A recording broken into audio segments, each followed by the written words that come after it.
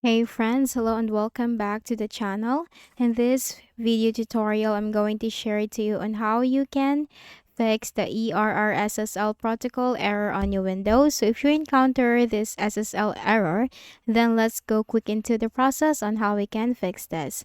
So in the Windows search bar, type Internet Options.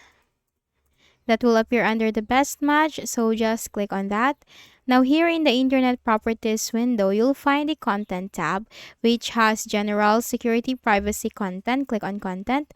Click on the Clear SSL state. The SSL cache was successfully cleared. Click OK.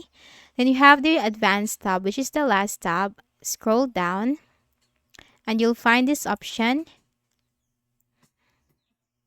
This one, use SSL 3.0, use TLS 1.0, use TLS 1.1, use TLS 1.2, use TLS 1.3. Make sure to check all of these boxes. Click on apply, click on OK, and finally make a right click at the start button, shut down or sign out, and restart your Windows. So that's it. I hope this video helped you. Kindly please do not forget to hit the like button and subscribe to our channel for more videos and tutorials. Thank you for watching.